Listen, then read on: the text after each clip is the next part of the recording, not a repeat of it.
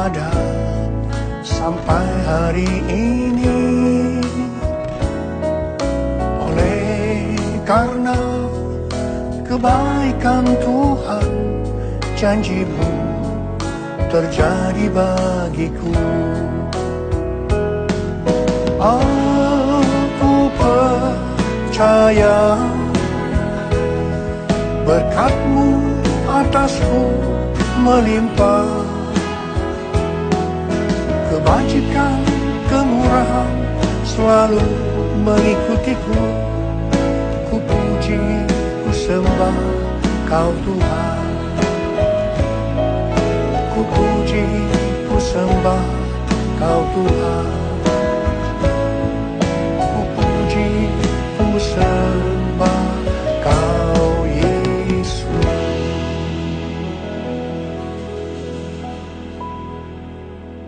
Memasuki tahun 2018, Tuhan memberikan ayat dari Amos 3 ayat 7. Sungguh Tuhan Allah tidak akan berbuat sesuatu tanpa menyatakan keputusannya kepada hamba-hambanya para nabi. Tuhan berbicara bahwa tahun 2018 adalah tahun permulaan yang baru.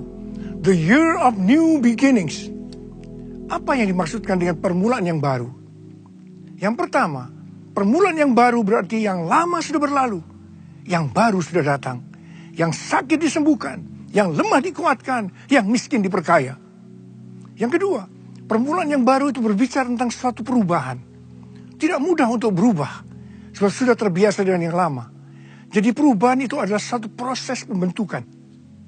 Sesuai dengan 2 Korintus 5 ayat 17 yang berkata, jadi siapa yang ada di dalam Kristus, ia adalah ciptaan baru. Yang lama sudah berlalu, sesungguhnya yang baru sudah datang. Ini berarti siapa yang ada di dalam Kristus tidak boleh menggunakan sifat yang lama, yaitu perbuatan daging. Sesuai dengan Galatia 5 ayat 19 sampai dengan 21. Kalau tetap menggunakan sifat lama, yaitu perbuatan daging, maka tidak akan mendapat bagian dalam kerajaan Allah.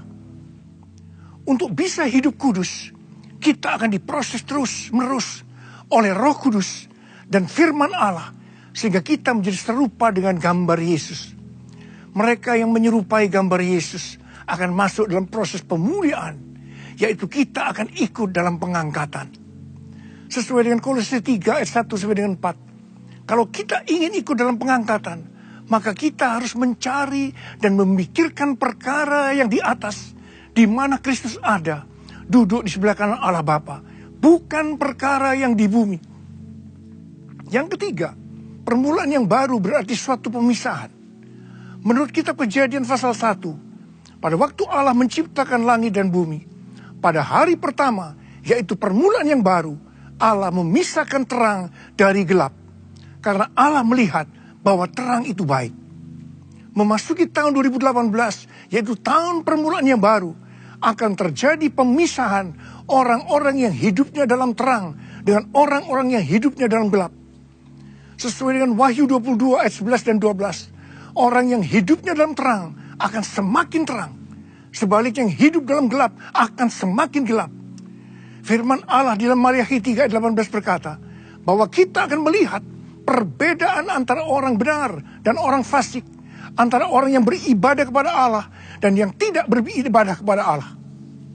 Yang keempat, permulaan yang baru bisa diartikan membuat sesuatu yang baru.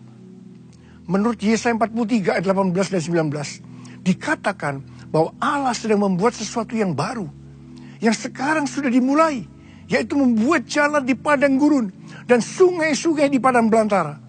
Ini berbicara tentang mujizat yang tidak lazim, unusual miracle, dan ini sudah dimulai. Kalau kita mengasihi Tuhan Yesus, kita akan mengalami mujizat yang tidak lazim. Yang seperti disebutkan dalam 1 Korintus 2 ayat 9. Apa yang tidak pernah dilihat oleh mata, dan tidak pernah didengar oleh telinga, dan yang tidak pernah timbul dalam hati manusia, semuanya itu akan dialami kalau kita mengasihi Tuhan Yesus. Dalam Alkitab, mujizat yang tidak lazim dialami oleh Nabi Elia.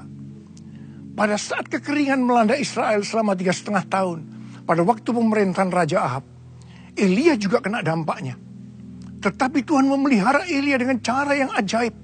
yaitu melalui mujizat yang tidak lazim. Elia minum dari sungai Kerit. Setiap pagi dan sore, burung gagak membawa roti dan daging untuk memberi Elia makan. Setelah sungai Kerit menjadi kering, Tuhan memerintahkan Elia untuk pergi ke Sarfat, di mana Tuhan sudah menyuruh seorang janda untuk memelihara Elia. Saya percaya Elia menyangka bahwa janda ini cukup kaya, tapi ternyata janda ini sangat miskin. Pada saat Elia minta roti, janda Sarfat berkata bahwa tepung dan minyak untuk membuat roti hanya cukup bagi dia dan anaknya untuk sekali makan. Tetapi Elia berkata, buat sepotong roti bundar kecil untuk aku terlebih dahulu, dan kemudian baru untuk engkau dan anakmu. Tuhan berkata, kalau kau lakukan itu, maka tepung dalam tempayan tidak akan habis, dan minyak dalam buli-buli tidak akan berkurang, sampai masa kekeringan selesai. Setelah janda Sarfat melakukan apa yang dikatakan Tuhan melalui Elia, mujizat yang tidak lazim terjadi. Tepung dalam tempayan tidak habis, dan minyak dalam buli-buli tidak berkurang sampai masa kekeringan selesai. Kalau kita melakukan seperti yang dilakukan oleh janda Sarfat, yaitu kita memberi kepada Tuhan terlebih dahulu, baru untuk kepentingan kita, maka mujizat yang tidak lazim akan kita alami. Memasuki tahun 2018, kita akan memuliakan Tuhan dengan harta kita, yaitu dengan cara memberikan buah sulung. Buah sulung seperti yang disebutkan dalam Amsal 3 ayat 9 dan 10 bisa diartikan permulaan yang baru, di mana kita memberikan penghasilan pertama di tahun 2018, yaitu segala penghasilan kita bulan Januari 2018 kepada Tuhan terlebih dahulu. Kalau kita melakukan itu, Tuhan berjanji akan memberkati kita berlimpah-limpah. Mujizat yang tidak lazim juga dialami oleh Ishak. Pada masa kelaparan, Tuhan berkata kepada Ishak agar jangan pergi ke Mesir, tetapi tinggal di Gerar. Pada waktu permulaan yang baru Ishak di Gerar, Tuhan menyuruh untuk menabur. Ini satu pergumulan bagi Ishak, karena benih untuk menabur merupakan persediaan makan mereka selama masa kelaparan. Tetapi Ishak taat. Apa yang terjadi?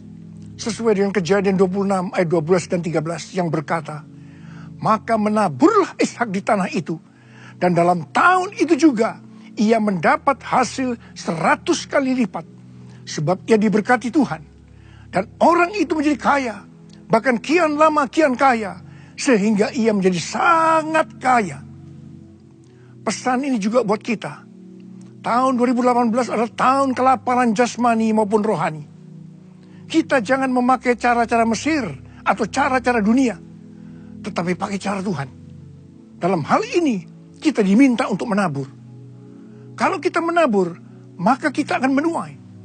Dan yang dituai jauh lebih besar daripada apa yang ditabur. Karena itu, kita harus menabur yang baik. Jangan yang jelek. Pada saat kita menabur yang baik, belum tentu orang lain senang. Mungkin kita diperlakukan tidak baik, sehingga kita menangis. Tetapi kita harus berjalan maju sambil menabur benih. Dan pada saatnya, kita akan menuai berkat berlimpah-limpah. Saya akan mengucapkan kepada saudara semua, selamat tahun baru 2018, tahun permulaan yang baru. Tuhan memberkati saudara berlimpah-limpah-limpah. Saya mau berdoa buat saudara. Angkat tangan saudara. Bapa, kami semua akan memasuki tahun 2018, tahun permulaan yang baru. Bapa, terima kasih berkat melimpah buat anak-anak-Mu. Yang baru sudah datang, yang baru sudah datang, yang baik sudah datang, yang lama ditinggalkan. Bapa, kami berdoa buat anak-anak-Mu. Mereka mengalami mujizat yang tidak lazim, unusual miracle. Terima. Terima. Terima. Dalam nama Yesus. Amin.